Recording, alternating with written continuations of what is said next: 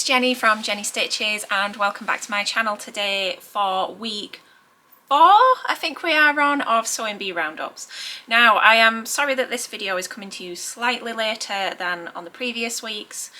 I've actually been really busy this week changing my window displays, which means it's sort of all hands to the pump with sewing up new samples, cleaning, reorganising.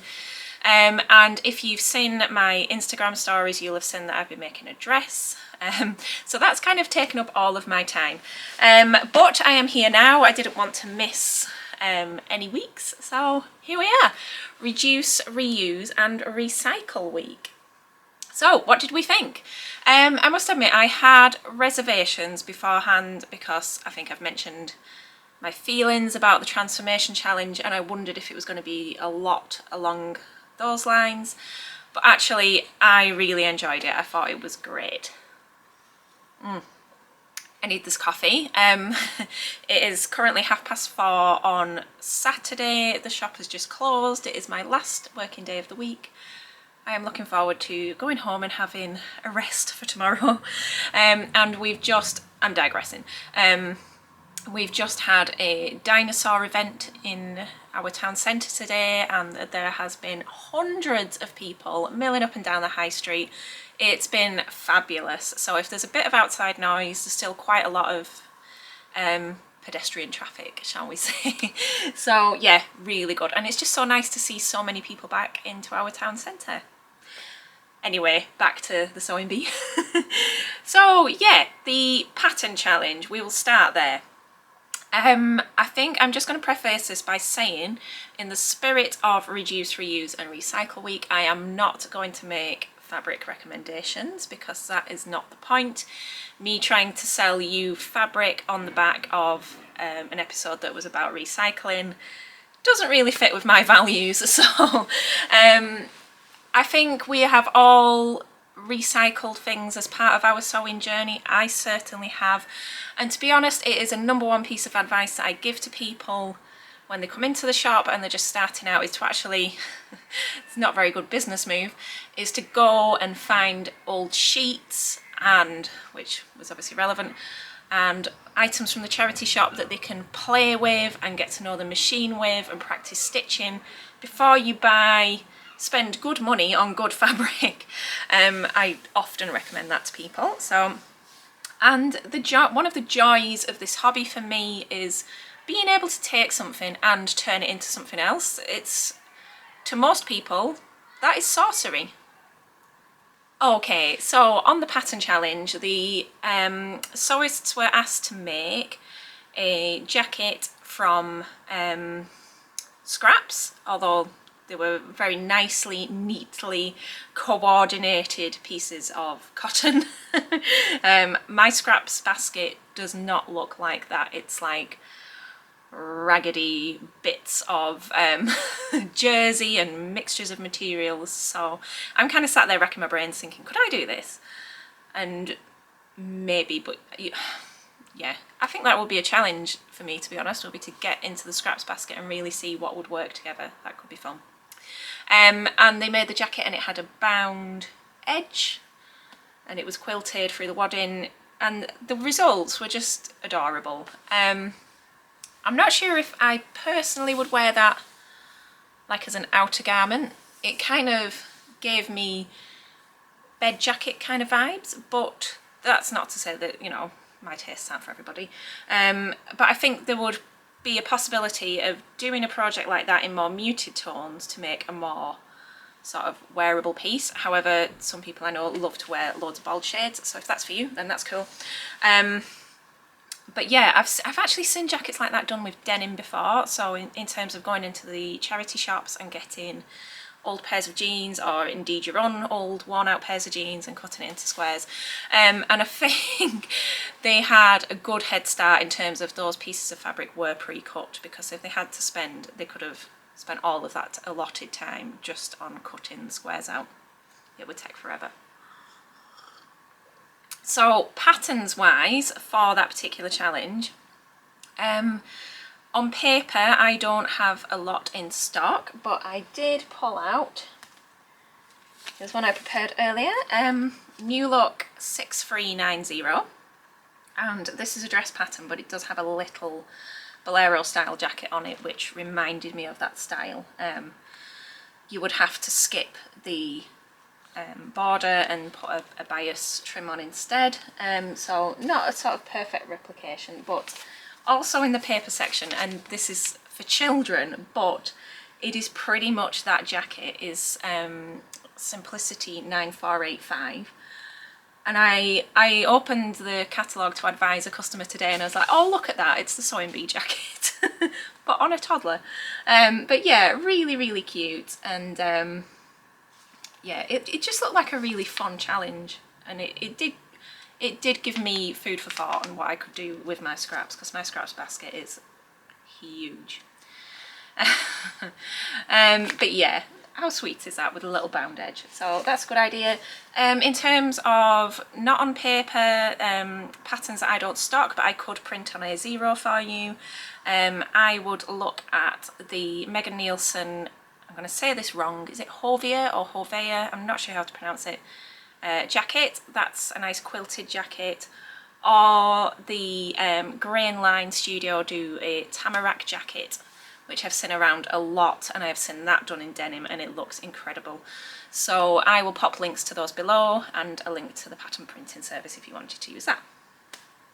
Okay, and the made to measure challenge was to make a maxi dress out of a duvet cover, and I bet all the charity shops have seen an absolute surge in people looking for duvet covers this weekend.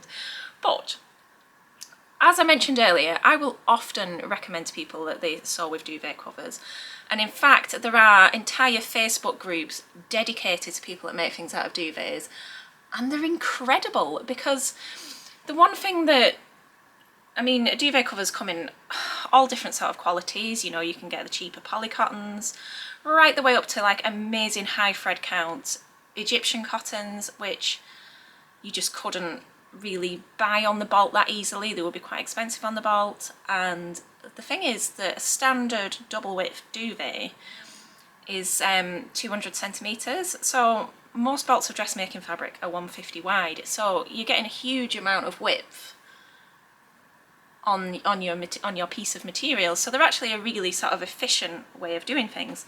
And one of the big benefits as well is I will often recommend that people look for duvets if they're wanting something licensed.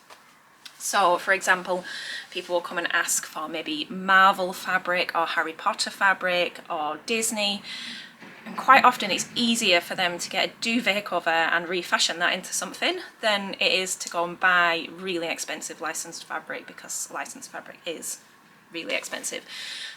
And another plus point is that sometimes with the way that the prints are on the duvets, you can get excellent border prints. So if you've got a duvet where it's sort of graduated from bottom to top, you've got a real opportunity to use that print to your advantage on a garment, which you otherwise maybe wouldn't see on a standard sort of repeat print off the bolt.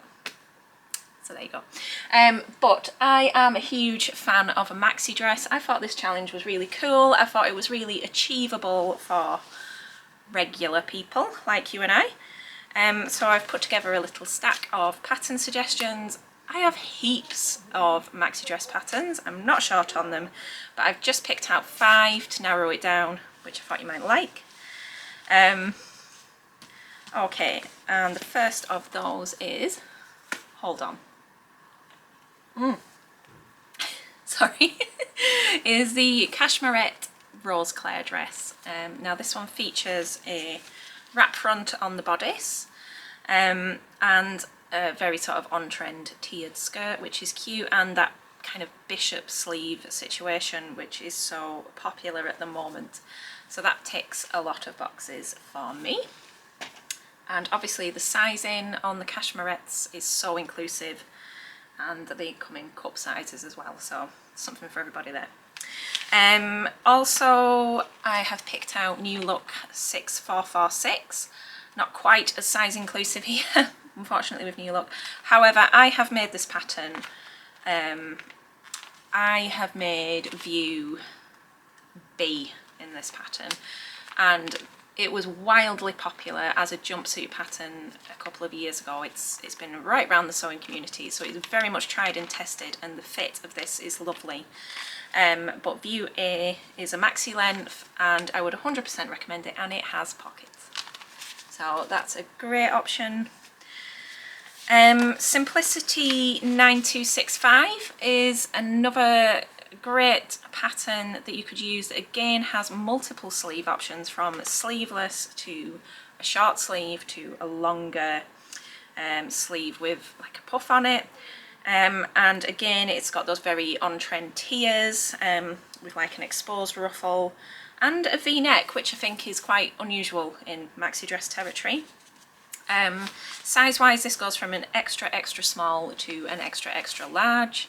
So there's quite a bit to go at there. I think that is a US 4 to a US 26. So there's a good range of sizes on there. But yeah, that looks nice and comfy. I love a maxi, just so they just don't, you can just move in them but still feel glamorous and stylish, and especially if you're on holiday, they're lovely. Oh, whoops, I've just lost one.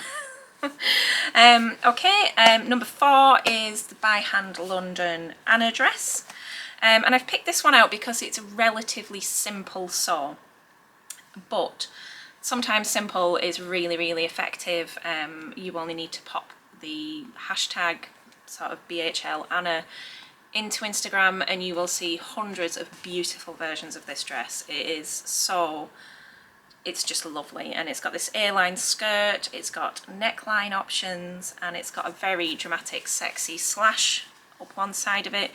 You could literally make this in a sort of casual day sort of setup, or you could make it very glam for evening, or even this is the kind of style that would literally translate into bridal wear, anything like that. But yes, beautiful. And you're looking at minimal sort of piece cutting with these, so it might be easier to get it onto a duvet. So yeah, that's a nice option, and I'm just going to grab the one that I dropped on the floor. I'm back. And I'm back again with Cashmerette, the Holyoke Maxi. I think this has come up on last year's Sewing Bee reviews on this channel. I adore this dress, I think it's beautiful. It's a button down maxi, so that's a different style for you. With nice wide straps that you can get a bra under, because often I look at these styles and think I couldn't not wear a bra. Like, strapless bras just don't cut it for me. I have to have plenty of support. So yeah, that is a big factor for me when I'm choosing. And this also has a maxi skirt option on the pattern, so I think that's really nice. So yeah, there you go. That's 5 pattern options for you. As I said, I'm not going to go into fabric because you need to go and find a duvet to chop up. And duvets are also one of the best ways to toile projects. So, you know, you don't have to be spending lots of money on material. Anyhow, I hope you enjoyed it. I certainly did. I thought Jill's garment of the week was beautiful. I thought all of the dresses were beautiful, actually. It was just another great show, and I'm really enjoying this series, really into it. I think the standard is so high. Who did we say goodbye to this week? Was it Steve? I think it was. Anyway, yeah, it was sad to see him go, but yeah, I think it was definitely the right choice made in my opinion, but that's just my opinion. But I hope you all have a lovely weekend. Maybe by the time this video actually makes it to the channel, it may not be the weekend anymore. But I will be back soon, and I will let you in on what I've been doing in my windows. We've been getting set up for the Jubilee. I'm sat here, I can see Union Jack bunting everywhere. But it is a riot of colour, so it's lovely. Have a great weekend. I will speak to you soon, and thank you for all your nice comments. Take care and enjoy. Bye bye.